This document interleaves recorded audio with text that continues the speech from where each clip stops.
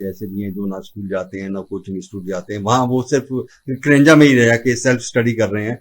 तो उनको किस तरीके से आप, उनके लिए क्या सिस्टम है, कैसे किस समय उन्हें पढ़ना है? हाँ, तो उनका सर पूरा एक स्ट्रक्चर्ड रूटीन बना हुआ है। जब हमारे पास इसमें 2 बच्चियां ऐसी हैं जो ह्यूमैनिटीज की बच्चियां हैं, एक 11th में एक 12th में है, और दोनों ओपन स्कूलिंग की स्टूडेंट्स हैं।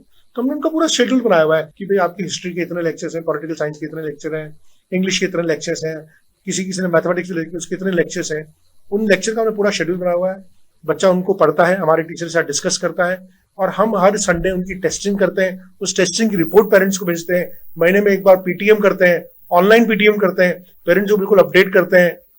इनफैक्ट आप जिसका भी बच्चा पढ़ रहा होगा उसको लाइव रिपोर्ट जाती है हमारी, टीचर जो डिस्कस करता है वो लाइव रिपोर्ट पेरेंट को दी जाती है।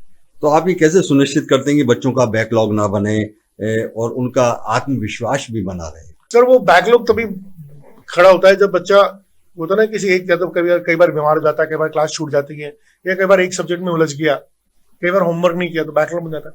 वहीं पर टीचर का रोल बहुत इंपॉर्टेंट है। जो क्राइंडा में जो टीचर्स हैं, हम लोग मानते हैं कि हर बच्चा 100% होमवर्क नहीं करता, हमारे यहाँ भी नहीं करता, लेकिन हम ये इंश्योर कर देते हैं कि बच्चा कम से कम 50% होमवर्क तो कर दे। मतलब वो अगर उसको 25 सवाल मिले तो 10 सवाल तो कर ले भाई।